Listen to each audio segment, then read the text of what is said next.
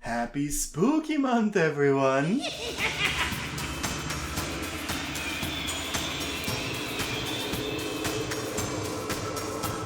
As a YouTuber these days, it's always important to capitalize on the popular trends, but I hate scary games, so this has always been a hard one for me.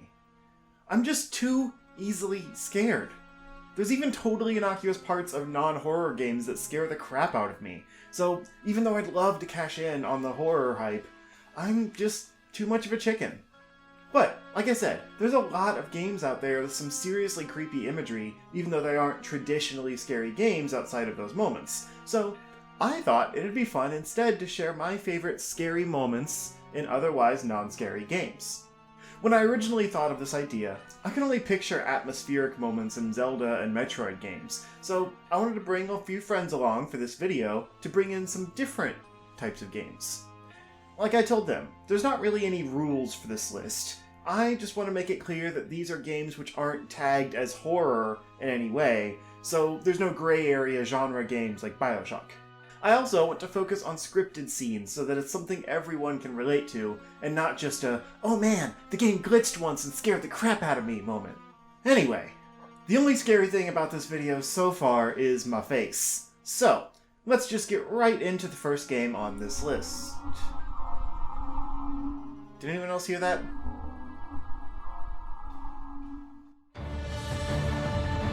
Ori is a game full of atmosphere. It has a beautiful art style that evokes how lost Ori is in this dangerous world, but despite that feeling of isolation, it never feels scary, per se. There are some areas where the world feels alive and out to get you as it shifts around you, but that's just effective visual storytelling. Have you ever seen a documentary about small rodents or bugs struggling to survive in their own habitat? It's hard out there for a pipsqueak. But there's one part of the game that feels like a major tonal shift from just fighting for your life to straight Outlast levels of survival horror. After an almost serene ride up a wind tunnel, Ori comes across an empty nest. Cue a flashback, as the owl that tormented him from the beginning of the game gets some sad backstory to justify its hatred for the little spirit, and then the owl returns to its nest and attacks Ori, who narrowly managed to dodge in a startling moment I wasn't sure was still a cutscene, honestly. Gameplay picks back up with Ori dodging and stealthing his way through the next section, trying to avoid detection from this bird hunter. It's a tense, heart-pounding section that plays out like Happy Death Day in nature, as Ori dies over and over until figuring out the right way to get past this owl's vision without being spotted and picked off in a heartbeat. Until this moment, for the most part, the enemies had been around the same size as Ori, and defeatable in one way or another, but this section forces you to shift your perspective and literally just get out alive. The fact that the owl comes back a few times throughout the game and never stops being scary is a testament to how effective this moment is, but none of those other encounters compare to this first interaction due to the sheer surprise of it as the player, much like Ori himself, has to act quick and figure out the definition of survival of the fittest.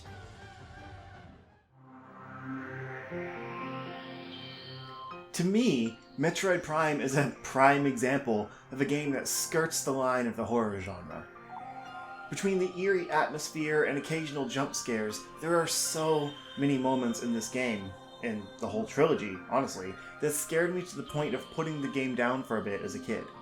I did manage to beat it, once, but it took a while because of how spooky the game was. The scariest part for me, even just watching other people play, is the research core in Phendrana Drifts. There's some defense drones and space pirates and a few puzzles, but mostly it's just business as usual.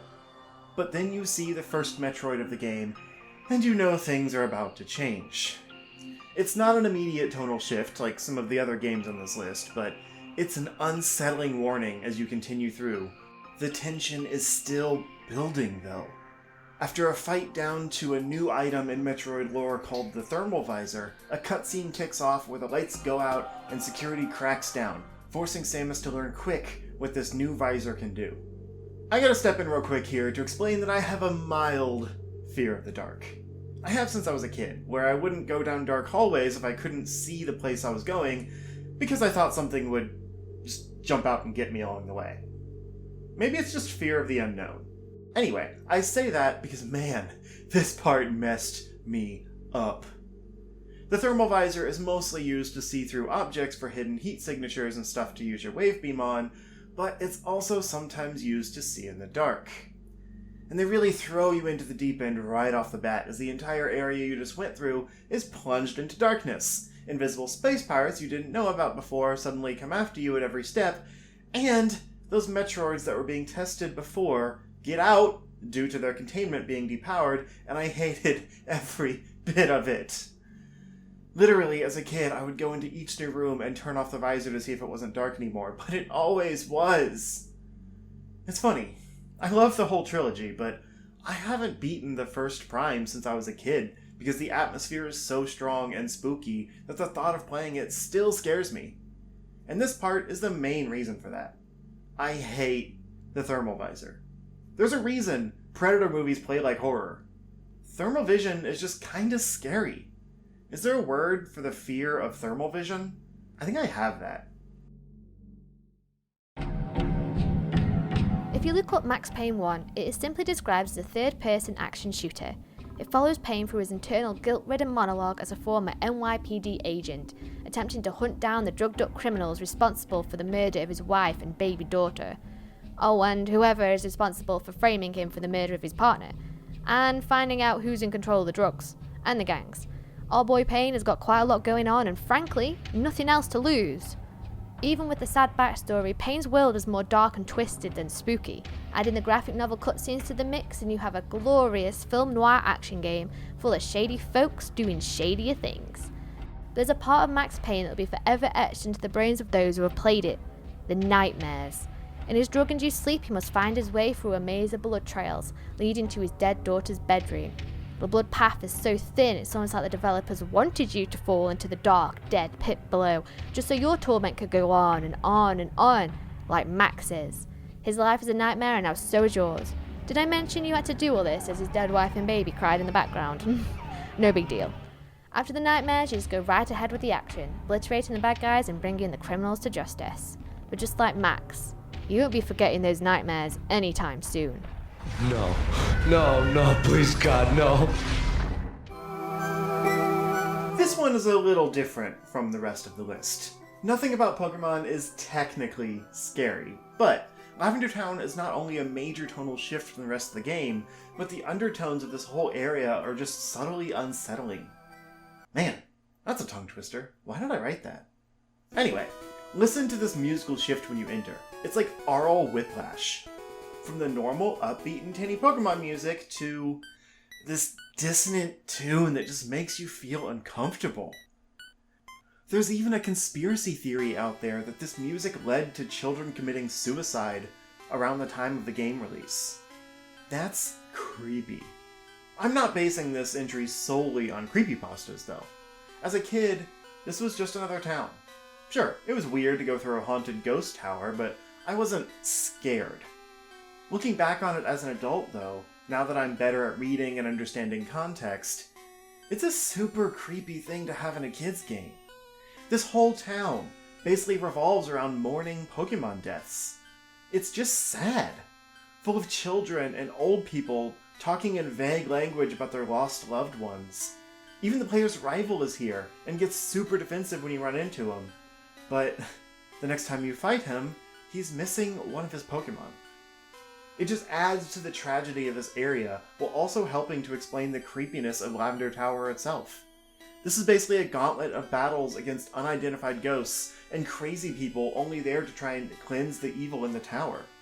In another context, this section could be straight up paranormal horror, but since it's a kid's game about keeping cute animals in captivity to use in combat against other cute animals, the horror elements here are downplayed.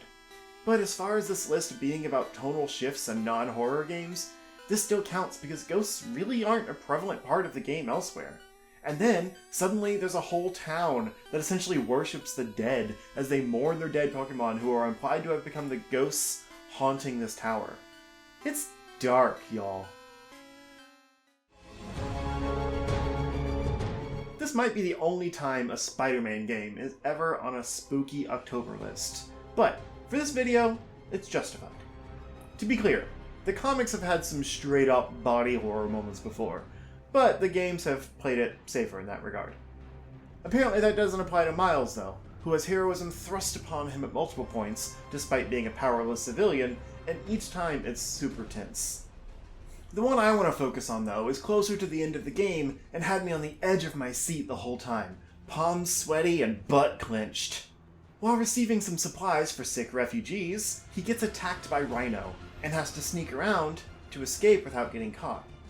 The game's graphics are more bright and colorful than a traditional horror game, but the gameplay here still evokes others like Outlast, where you're mostly helpless up against an impossible-to-kill entity. The devs even throw in a few jump scare moments for good measure, so even if you play it safe and avoid detection, you still get startled at least once. While, again, not traditionally scary in its atmospheric storytelling, I think it's the character itself that makes this so effective. After playing most of the game as Spiderman, who struggles to take down the Rhino despite having superpowers, you're now a boots-on-the-ground civilian instead with fragile bones and only some cool hacking software to assist you. Stripping mortal heroes of their power has always been an effective way to raise the tension in a scene. Look at the best parts of Iron Man 3. But setting just a normal kid against a hulking monster ups the stakes and makes it even scarier, especially when it's on you to get away rather than just watching an actor do it with some really good stunt people. The Mass Effect 2 mission, Reaper IFF, is a mission that would be more at home in the Alien franchise, or in one of Lovecraft's books. Whereas the majority of Mass Effect pits you against interstellar mercenaries or uncivilized members of a native species, Reaper IFF puts you up against swarms and swarms and swarms of brainwashed, zombified members of your own race who want nothing from you except your life. They don't want money, they don't want to be allowed to continue with their crimes. These husks just want to kill you and convert you into one of them, and have you join them in enslavement to the Reapers. A video log you find before entering the hulking corpse of the derelict Reaper juxtaposes the narrative of the action shooter you've been playing best. In the log, a Raven crewman rants about how the word God is a verb, and how true gods can warp reality wherever they are merely by existing. They remark how even a dead god can dream, and the science team has all begun to share the same dream, attuned to the same frequency that would invariably drive them all mad. The look in their eyes is hollow, dying, and the message is delivered in a room where members of the science team have been impaled on towering spikes, reminiscent of Vlad the Impaler. It instills a powerful sense of foreboding. As you advance in the level, there are blind corners and hordes of enemies. Husks can join together into body horror monstrosities that can attack from a distance and take down your shields in a single blow. You're forced out of cover by groups of husks barreling after you, throwing any previously conceived strategy out the window. It's reminiscent of the classic zombie movie trope of a group of survivors backed up against the wall and a mob of the undead encroaching on them. You almost forget that you're in space, surrounded by aliens. Jack Wall, Sam Hewlick, David Cates, and Jimmy Henson all contribute to a sound that's creeping, empty, and yet occupies your mind with every note. That is when you can hear it over the wails of the undead space zombies attacking you. Reaper IFF funnels the idea that Mass Effect has been threatening since its inception into scope, which is the idea that the enemy at the gates doesn't have to meet you in an open field to win, and that the converted, twisted remnants of the science team drive that point home in horrific fashion. Portal isn't even a little bit scary. It nails the wacky atmosphere it's going for, and there's something inherently unsettling about being left alone in testing chambers with only a sassy, disembodied computer voice to accompany you, but it never goes for scary. Until you reach the last test chamber. Thank you for participating in this Aperture Science computer-aided enrichment activity.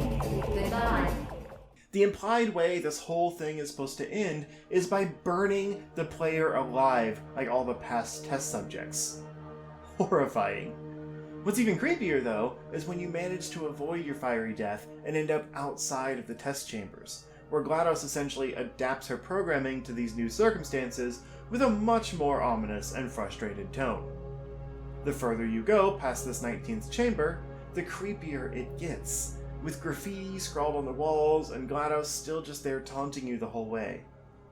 The areas you explore also get more and more disjointed as they were never meant to be seen. So while the rest of the game is clean and manufactured, this end part looks more like the factory where Jigsaw made all his games. I want to play a game. And then, of course, there's the iconic shot everyone remembers of the cake, which itself is such a dissonant bit of imagery that you just know something is wrong. What this game does best is set its mood. So when that mood shifts at the 11th hour, it's done its job well as it becomes survival horror, where the only monster is your own sense of isolation, voiced by the deranged AI programmed to expect you to fail. I feel like it comes off as an allegory for mental health, where all the achievements mean nothing in the end, but you still have to keep fighting through that sense of hopelessness to reach a reward that might not even exist. And as someone that struggles daily with what the point of it all is, I can't think of a scarier tonal shift than what Portal is able to surprise everyone with. Man, this got real. I'm sorry. Let's move on. The Zelda series has a lot of super unsettling tonal shifts. From the unexpected shift in Link to the Past to a distorted, dark version of Hyrule, to the disfigured body horror transformations in Majora's Mask, to whatever this is in Twilight Princess. But the one that still gets to me the most is in Ocarina of Time. While the shift to Adult Link is similar to the Dark World shift in Link to the Past, the world still feels more normal after the 7-year gap, just with a larger sense of despair and hopelessness. But the real tonal shift comes in after you finish the horrible water temple and return to Kakariko Village, which had been the main town for the whole game and one of the only places bustling with life as a kid and as an adult. So now you enter and find it on fire, which is creepy and startling in and of itself, but then Sheik is just standing there watching, and as you get close she seems to get possessed and flung around as the well that had been closed off breaks open and something evil unleashes itself. Turns out it's too late to save the day this time. Link failed. Luckily, he has the power of time travel, which means sending a young boy into a scary well to cleanse the evil before it can be released on Kakariko. Fun! This scared me so much because 1, I was a kid too and would never do this, especially with adult Link's memories of what might be down there. But 2, the well is probably the spookiest part of the whole game and has things a kid should never see, culminating in that creepy dead hand fight.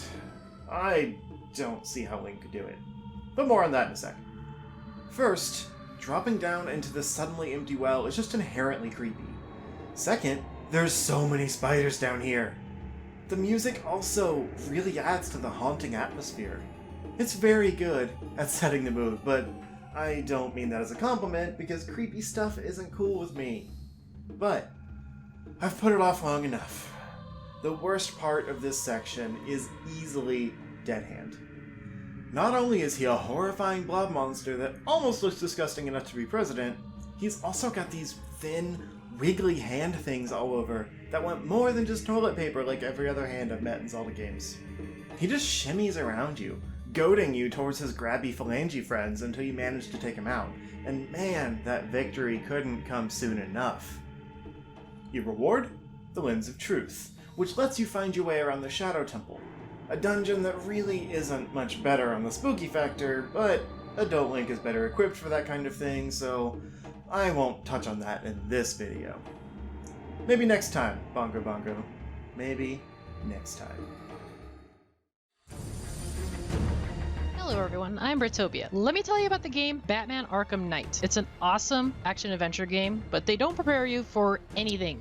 Like, I'm serious. I got jump scared so many times when I live streamed this on my Twitch channel, but that's what makes the game great. The Scarecrow and his accomplice, the Arkham Knight, are the main villains in the story. And you would think it was a horror game based on these characters, just because Scarecrow is known for fear and manipulation, not just on Batman, but the player too. And it doesn't just end there. As you progress more into the main quest, you start to wonder what's real and what's not.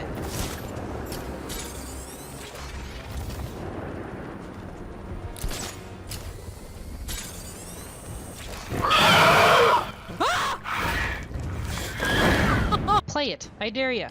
You thought that was terrifying. This creature called Man-Bat is a side quest where you have to cure him of his condition.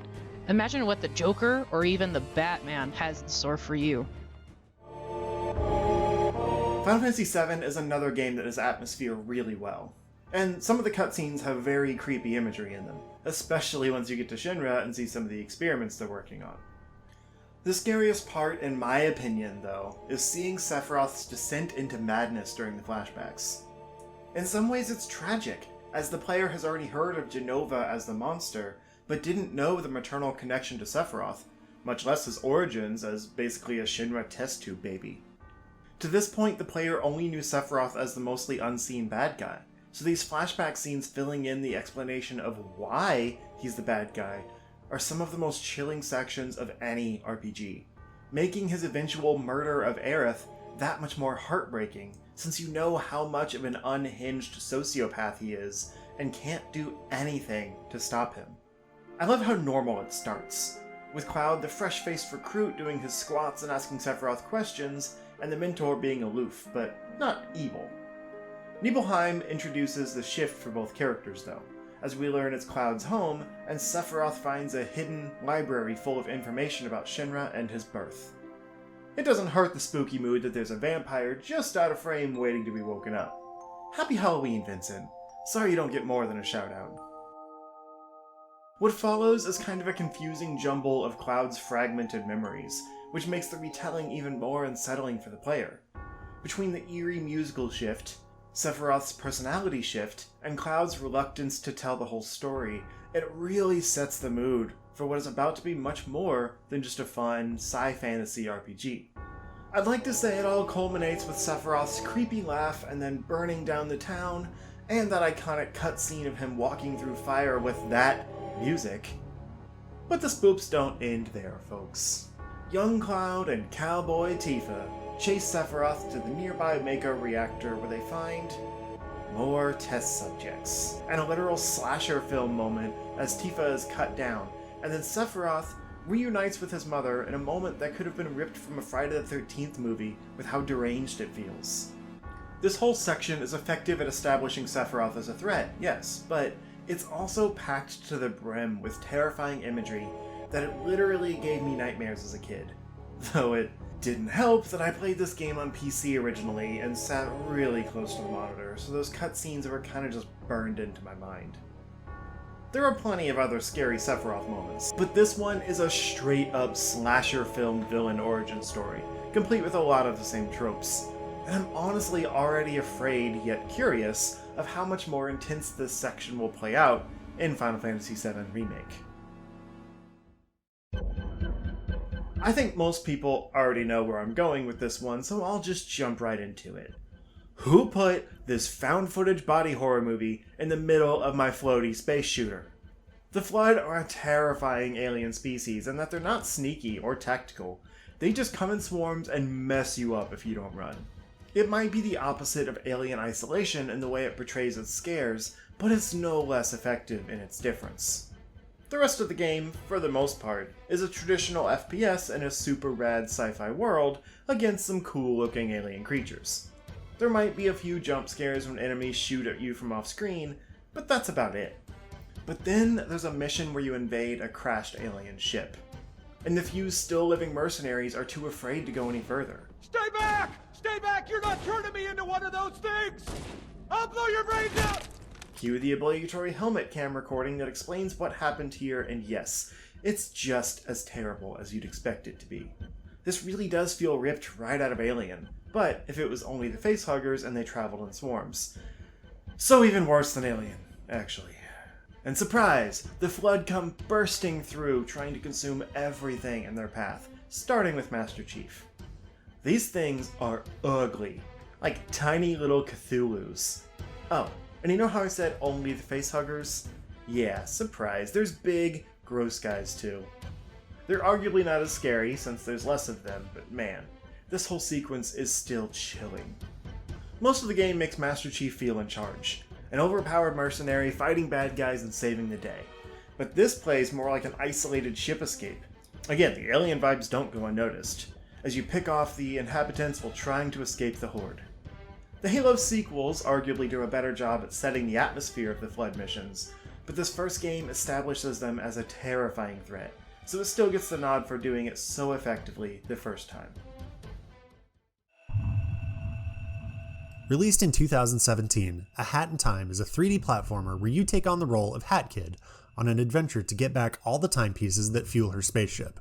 The game is a love letter to the heyday of 3D platformer collectathons like Mario 64 and Banjo-Kazooie. This game is cute as heck. In fact, it even says so in the description.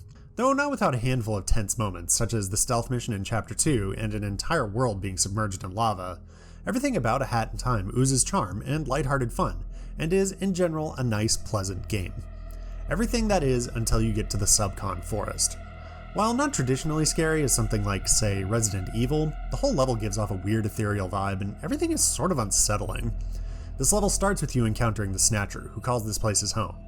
Woe is you, because you're now his puppet and have to do his bidding for the low, low price of your soul. What could possibly go wrong? So you go about your business, get taunted by some top-notch voice acting, and everything is sunshine and rainbows. Then there's Act 4. Queen Vanessa's Manor takes everything about this game that makes it cute, pleasant, and throws it in the garbage disposal so it can take you on a heart-pounding ride through Terror Town. Hat Kid must break into the manor to find one of her missing timepieces and the GTFO. This is where the real spooky stuff starts to happen. As you creep your way through the basement, you'll hear a disembodied and extremely pissed voice, demanding to know why you're in her house. Enter Queen Vanessa, a malevolent spirit who will chase you down, wring your neck, and turn you to ice for having the sheer audacity to enter her home unwelcomed. The goal is simple: find the keys to get to the next area, and then get your timepiece without getting caught. It takes the otherwise by-the-books platformer and turns it into something more akin to Silent Hill. There's some fantastic environmental storytelling in this stage, from the previous trespassers frozen in ice, scratches on the wall, a diary with missing pages, letters describing the true unhinged state of our dear queen, and the extremely creepy portrait of Hat Kid.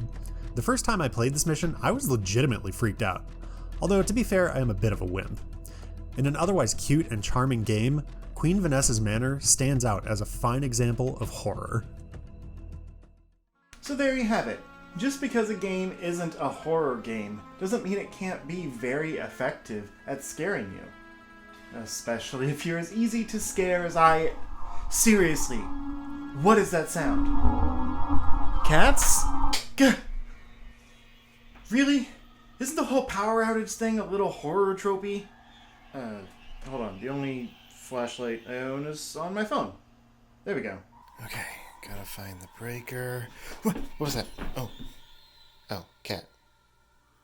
Figures. That's not a horror trope. I just have a lot of cats. Alright. We going? I can't see any... What? Oh. Halloween costume. Okay. Gotta go in the basement. The breaker is in the basement. Alright, let's do this. Nothing scary down here. Definitely not walking into a stereotype. Well, since I might die down here, I'm gonna go ahead and say like and subscribe if you enjoyed this video. Check out my friends also that were part of this. I will have their information in the descriptions if I make it out alive. What was that? Oh, it's just the drip in our bathroom. This is terrifying. Okay. Just on the other side of this door. Let's hope nothing kills us. Oh god. There we go. And on the other side of this creepy, ominous room. We just gotta open this breaker, turn it back on, and...